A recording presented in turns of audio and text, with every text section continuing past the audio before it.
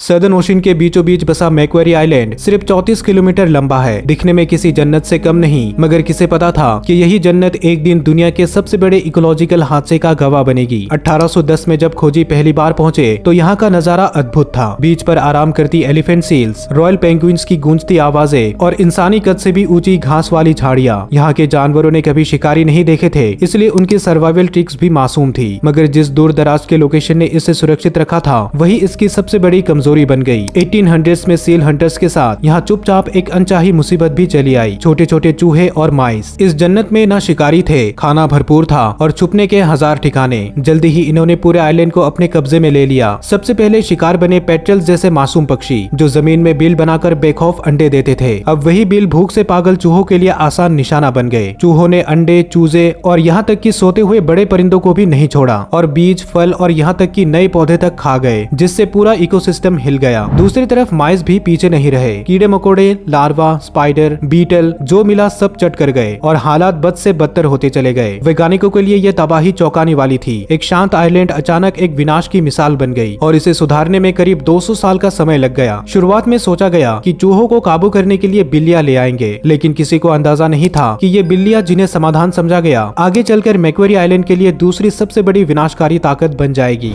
बिल्लियां चूहों को पकड़ने में तो माहिर थी, मगर यहाँ तो उन्हें और भी आसान शिकार मिल गए। बिल्लियां चूहों से ज्यादा उन सी बर्ड्स पर टूट पड़ी, जिन्हें कभी शिकारी से डरना नहीं पड़ा था। न जरा सी आहट पर उड़ने की आदत, न खतरे की पहचान। बिल्लियां कई बार खेल खेल में भी परिंदों को मार डालती थी। नतीजा, हर साल करीब 60,000 सी बर्ड्स मारी जाने लगी, यानी हर दिन 160 से भी ज्यादा। सदियों से यहाँ रहने वाली प्रजातियां अचानक गायब होने लगी, जैसे ना उड़ने वाली मैक्वेरी आइलैंड रेल या रंग बिरंगा मैक्वेरी पैराकीट, जो हमेशा के लिए खत्म हो गए। कुल मिलाकर 10 से ज्यादा सी बर्ड्स ऐसी थी जो ठीक से दर्ज भी नहीं हो पाई और तब तक विलुप्त हो चुकी थी। दूसरी तरफ चूहे भी नहीं रुके। बिल्लियां सी बर्ड्स का शिकार करती रही, जिससे चूहों को खुली छूट मिल गई। घोंसले तबाह हुए, पौधे खत्म हुए और जो प्लान सिर्फ एक मुसीबत सुलझाने के लिए था, उसने हालात को और भी बेकाबू कर दिया। 1878 में एक और कमाल हुआ। आइलैंड पर नाविकों द्वारा खरगोश छोड़ दिए गए, ताकि अगर कभी यहाँ जहाज फंस जाए तो नाविकों को खाने के लिए कुछ मिल सके। किसी ने नहीं सोचा था कि शिकारी मुक्त हरे भरे आइलैंड पर ये खरगोश कितनी तेजी से फैल जाएंगे। नतीजा, 1968 तक इनकी तादाद 1 लाख से भी ज्यादा हो गई। ये क्यूट जानवर नहीं, बल्कि चलती फिरती खाने की मशीन बन चुके थे, जिन्होंने मेगा हर्ब्स, घनी घास, यहाँ तक की जड़ें तक साफ कर दी। अब मिट्टी भी बहने लगी, क्योंकि उसे थामने के लिए कुछ बचा ही नहीं था। जो जमीन कभी हरियाली से ढकी रहती थी, वो अब बेजान दिखने लगी। चूहे, माइस, बिल्लियां और अब ये खरगोश, सब ने मिलकर अब इस जन्नत को तबाही में बदल डाला। साल 1900 तक मैक्वेरी आइलैंड की शक्ल ही बदल चुकी थी। कभी हरी भरी जन्नत जैसा दिखने वाला यह टुकड़ा अब उखड़ी हुई मिट्टी और सूखे गड्ढों से भरा मैदान बन गया था। जहाँ कभी ऊंचे घास लहराती थी, वहाँ बस टूटी मिट्टी और बेजान ठूठ बचे थे। यह आइलैंड अब किसी जंग के मैदान जैसा लगने लगा था। इस तबाही के सबसे बड़े गुनहगार थे ये खरगोश, जिन्होंने 40% से भी ज्यादा पौधों की जड़ तक चबा डाली और जब खाने को कुछ नहीं बचा तो मिट्टी तक खोद डाली। छोड़ गए गड्ढों से भरी वीरान जमीन, जो दूर से चांद की बेजान सतह जैसे लगती थी, जहाँ जिंदगी नाम की कोई चीज बाकी नहीं थी। फिर एक ऐसा हादसा हुआ जिसने पूरी दुनिया को हिलाकर रख दिया। सितंबर 2006 में लुसिटानिया बे पर जबरदस्त भूस्खलन हुआ, ठीक वही जहां किंग पेंगुइन्स की सबसे बड़ी कॉलोनी रहती थी। सालों की मिट्टी कटाई और खरगोशों की तबाही से ढलान इतनी कमजोर हो गई थी कि एक झटके में 500 वर्ग मीटर जमीन धंस गई और सैकड़ों पेंगुइन जिंदा दबकर मर गए। दर्दनाक तस्वीरें अखबारों में छा गई और सबको लगने लगा कि शायद अब इस आइलैंड का इकोसिस्टम कभी नहीं बच पाएगा। बाकी बचे परिंदों की हालत भी बदतर थी। पेड़ पौधे ना होने से उनके घोंसले खुले आसमान के नीचे थे और अल्बाट्रोस के बच्चे शिकारी पक्षियों के लिए आसान शिकार बन गए। पेट्रल्स और पेंगुइन्स, जो कभी इस आइलैंड के असली बादशाह थे, अब बेबस दिखने लगे। साइंटिस्ट भी ये तबाही देखकर दंग रह गए। कुछ नुकसान तो इतने गहरे थे कि शायद कभी ठीक भी ना हो पाए। उधर चूहों की तादाद 36,000 से भी ज्यादा पहुंच गई। वो अंडे, बीज, पौधे जो मिला चट कर जाते। माइस भी 1 लाख से ज्यादा हो गए और बची खुची चीजें कुतरने लगे। हालात इतने बिगड़े कि कुछ रेयर पौधे और जानवर अब रिसर्चर्स के लगाए छोटे छोटे घरों में ही बचे थे। ऑर्किड की 2 अनोखी किस्में तो पूरी तरह इंसानी देखभाल पर ही टिकी हुई थी। 1985 में बिल्लियां हटाने का एक बड़ा ऑपरेशन चला और जून 2000 तक करीब 2500 बिल्लियां हटाकर आइलैंड को बिल्ली मुक्त घोषित कर दिया गया। शुरुआत में लगा जैसे जीत मिली हो। ब्लू और ग्रे पेट्रल सालों बाद लौट आए, मानो अपना घर वापस पा लिया हो। लेकिन बिल्लियां हटते ही खरगोश 3 लाख से ज्यादा हो गए। जो भी हरा भरा दिखा, घास, पौधे और मेगा हर्ब्स सब चट कर डाला। मिट्टी थामने वाली जड़ तक खत्म हो गई। पहाड़ियां खिसकने लगी और तबाही इतनी बड़ी थी कि सैटेलाइट इमेज में भी 2000 से 2007 के बीच का फर्क साफ दिखने लगा था। जो परिंदे उम्मीद लेकर लौटे थे,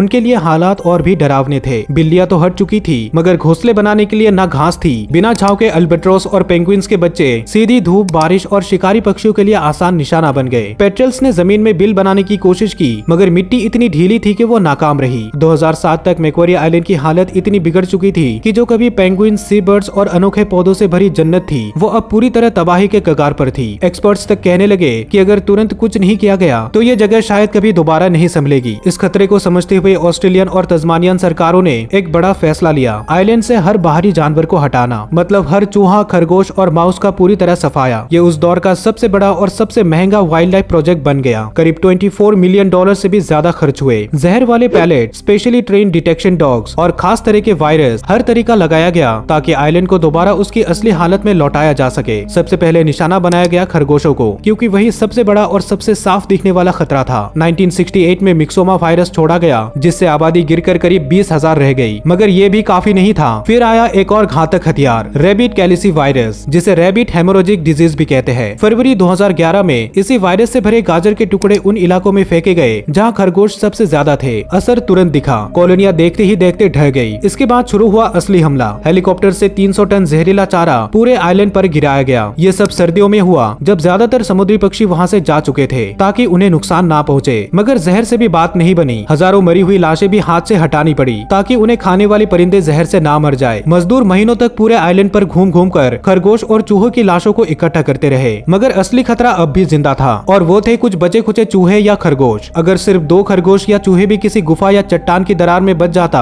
तो बरसों की मेहनत मिट्टी में मिल जाती, क्योंकि ये बचे हुए जानवर दोबारा पूरे आइलैंड को तबाह कर सकते थे। इसी काम को अंजाम देने के लिए स्पेशली ट्रेन डिटेक्शन डॉग्स को उतारे गए। 12 एक्सपर्ट कुत्ते अपने ट्रेनर के साथ आइलैंड पर उतरे। ये आम पालतू डॉग्स नहीं थे, बल्कि सैकड़ों मीटर दूर से चूहों की महक पकड़ लेते थे। यही था आखिरी और सबसे मुश्किल मुकाबला। एक तरफ दुनिया की सबसे विनाशकारी जीवों की प्रजाति और दूसरी तरफ इतिहास का सबसे बड़ा वाइल्ड लाइफ रेस्क्यू ऑपरेशन। 2011 में मैक्वारी आइलैंड पर उतरी एक स्पेशल टीम। मिशन था दुनिया का सबसे बड़ा वाइल्ड लाइफ रेस्क्यू ऑपरेशन पूरा करना। इन डिटेक्शन डॉग्स का काम था हर बचे खुचे चूहे, खरगोश या माउस को ढूंढ निकालना, वरना बरसों की मेहनत मिट्टी में मिल जाती। हर डॉग को महीनों तक स्पेशल ट्रेनिंग दी गई, क्योंकि इस आइलैंड का मौसम किसी जंग के मैदान से कम नहीं था। बर्फीली हवाएं, लगातार बारिश और कीचड़ से भरे रास्ते। टीम को लीड कर रहा था वेक्स नाम का लेब्राडोर अपने हैंडलर मेलिसा हॉटन के साथ। इन दोनों को आइलैंड का हर एक कोना छान मारना था, और ये इतना आसान भी नहीं था। और यही इन कुत्तों की गजब की सूंघने की ताकत ने पूरा गेम बदल दिया। ये हफ्तों पुराने चूहे के मल की गंध पकड़ लेते, कुछ घंटे पहले गुजरे माउस की हल्की सी महक भी सूंघ लेते, और खरगोशों को सीधा उनके सबसे छुपे हुए बिल तक जाकर ढूंढ निकालते।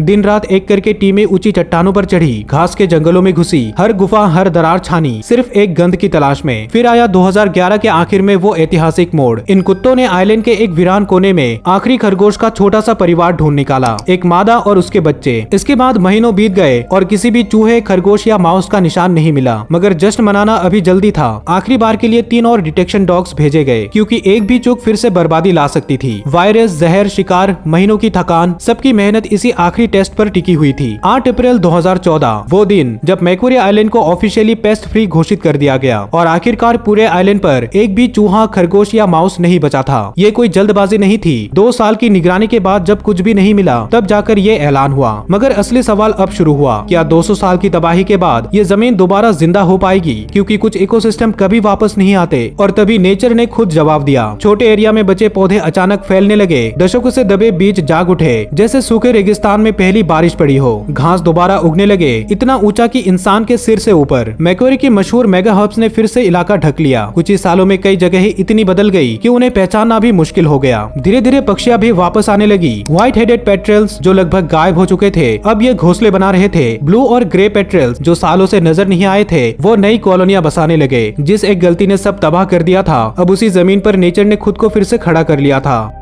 दोस्तों, अगर आपने ये वीडियो यहाँ तक देखा है तो मुझे पूरा यकीन है कि आपको ये वीडियो भी काफी पसंद आएगी। तो जल्दी से क्लिक करके इस वीडियो को भी जरूर देखें। साथ ही इस वीडियो को एक लाइक करें और चैनल को सब्सक्राइब करें। मैं मिलता हूँ आपसे अगली वीडियो में।